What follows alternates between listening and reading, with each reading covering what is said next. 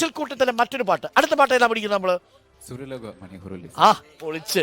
അപ്പൊ ഗംഭീരം. അപ്പൊ നമുക്ക് തുടങ്ങാം അല്ലേ? ശരി.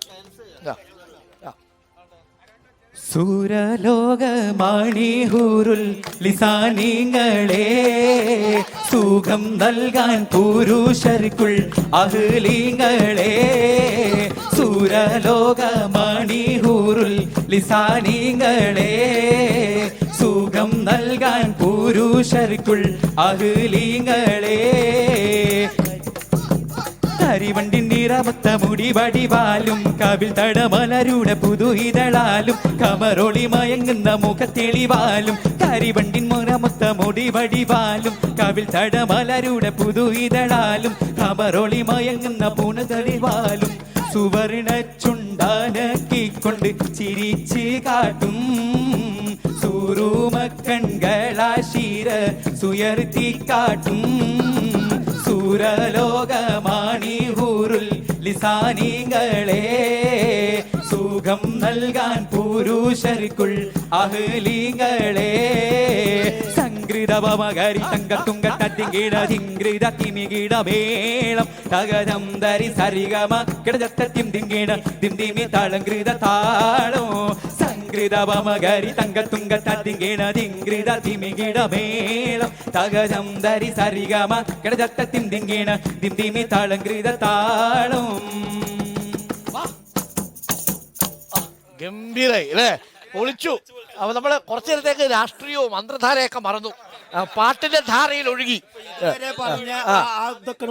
ഒഴുകിപ്പോയി. ഇനി രണ്ടാമത് നമുക്ക് വീണ്ടും കൊണ്ടുവരാം അല്ലെ? അപ്പൊ ഈ മണ്ഡലത്തിലെ ഒരു പ്രധാനപ്പെട്ട കാര്യം കൂടെ ചോദിച്ച് നമുക്ക് ഇന്നത്തെ ഈ രാവിലത്തെ ചർച്ച നമുക്ക് അവസാനിപ്പിച്ച് വീടുകളിലേക്ക് പോകാം. അപ്പോൾ ഒരു പ്രധാനപ്പെട്ട ചോദ്യമുള്ളത് എനിക്ക് ലീഗ് പ്രവർത്തകരോടാണ് ചോദ്യം. അപ്പോൾ ഇപ്പോഴത്തെ ഈ പൊന്നാനിയിൽ നിന്ന് മലപ്പുറത്തേക്ക് പോവുക, മലപ്പുറത്ത് നിന്ന് പൊന്നാനിയിലേക്ക് വരിക, ഒളിച്ചോടുന്നു എന്നുള്ളതാണ് ഈ പ്രതിപക്ഷം ഉയർത്തുന്ന അല്ലെങ്കിൽ CPM ഉയർത്തുന്ന ഒരു ആരോപണം. അതായത് ET മുഹമ്മദ് ബഷീർ പൊന്നാനിയിൽ നിന്ന് മലപ്പുറത്തേക്ക് വന്നത് പൊന്നാനിയിൽ നിന്ന് ഒളിച്ചോടിയതാണ്.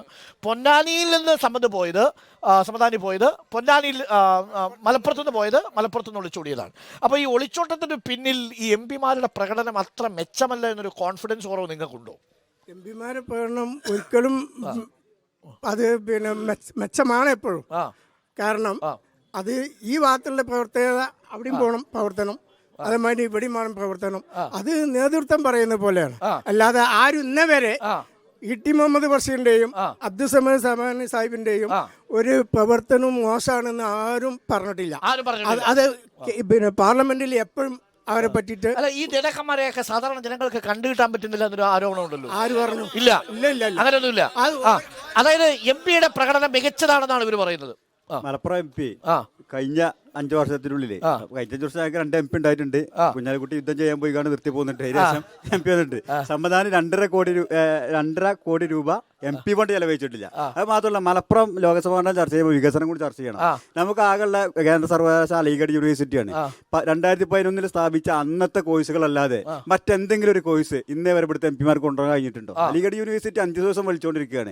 അപ്പൊ മലപ്പുറത്തെ കുറിച്ച് ചർച്ച ചെയ്യുമ്പോൾ വികസനം ഒന്നും ചർച്ച ചെയ്യാതെ ആ സമയത്തുണ്ടാകുന്ന മതരാഷ്ട്രീയ കാര്യങ്ങൾ മാത്രം ചർച്ച ചെയ്ത് പോയ പോലെ മലപ്പുറത്തിനും വേണം മറ്റുള്ള ജില്ലകളെ പോലെ. മലപ്പുറത്ത് ആസ്ഥാന നഗരമാണ് മലപ്പുറത്തിന്റെ.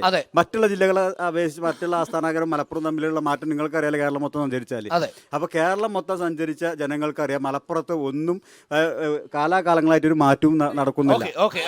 സഞ്ചരിക്കാന് നമ്മളിവിടെ സജ്ജരിച്ചു എന്ന് പറഞ്ഞല്ലോ. ഏതാണ് കരിപ്പൂർ എയർപോർട്ട് എടുത്തു മാറ്റാൻ പോലുള്ള ഒരു കേസായിരുന്നു അവർ നടത്തിയിരുന്നത് കേന്ദ്ര സർക്കാർ. ന്യൂനപക്ഷങ്ങളോട് ചെയ്യുന്ന ഏറ്റവും ഒരു ദ്രോഹമായിരുന്നു നമ്മളെ കരിപ്പൂർ എയർപോർട്ട് വെട്ടിക്കുറക്കുക. പിന്നെ അതുപോലെ തന്നെ വലിയ ഏതാണ് വിമാനങ്ങൾ വരുന്നത് കുറക്കുക എന്നുള്ള രീതിയിലേക്ക്.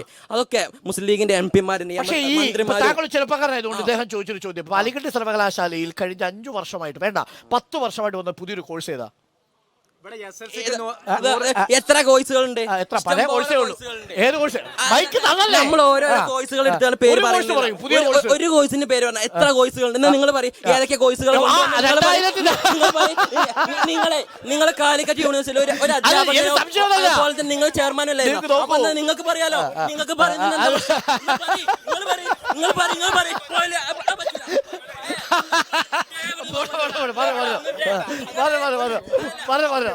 ഒരു കോഴ്സിനെ പറ്റിയിട്ടല്ല വിഷയം. കാരണം എന്താ അറിയോ, ഇത്രയും കാലം ഇടതുപക്ഷം എത്ര കാലം ഭരിച്ചിട്ടുണ്ട് ഇവിടെ കേരളത്തില്? സർവകലാശാല കൊണ്ട് ഒന്ന് പറഞ്ഞാൽ ഏതെങ്കിലും ഒരു സർവകലാശാല, ഏതെങ്കിലും ഒരു കോളേജ്, ഒരു UP സ്കൂൾ എല്ലാം കൊണ്ടുവന്നത് ചോദ്യം. എത്ര ഏത് മലപ്പുറത്തെ വിദ്യാഭ്യാസ കാര്യത്തിൽ ഇപ്പൊ നമ്മളെ തൊട്ടപ്പുറത്തുള്ള കോട്ടപ്പടി 2 ഗവൺമെന്റ് ഹൈസ്കൂളുണ്ട്. 2016 ഞാൻ എന്റെ മകൻ പഠിക്കുന്ന ക്ലാസ്സില് ഓട് തലയ്ക്ക് പോയിട്ട് പരാതി കൊടുത്ത ആളാ. ഇന്ന് ആ സ്കൂൾ ഒറ്റ ഓടിട്ട് കെട്ടിടല്ല, മുഴുവൻ കെട്ടിടം ഹൈടെക്കാക്കി മാറ്റി. അത് വിദ്യാഭ്യാസ രംഗത്തുള്ള മാറ്റാ. ഹൈടെക്കായി മാറി എല്ലാ സ്കൂളും. സാഹിബിന്റെ ഫണ്ടിൽ നിന്ന് എടുത്ത് ചെലവാക്കിയതാണ്. കേരളത്തിലെ മുഴുവൻ സ്കൂളും MLA ഫണ്ടിൽ ചെലവാക്കിയത് പറഞ്ഞിട്ടുണ്ടെങ്കിൽ ഇത് കേൾക്കുന്ന എല്ലാവരും ലീഗരല്ല.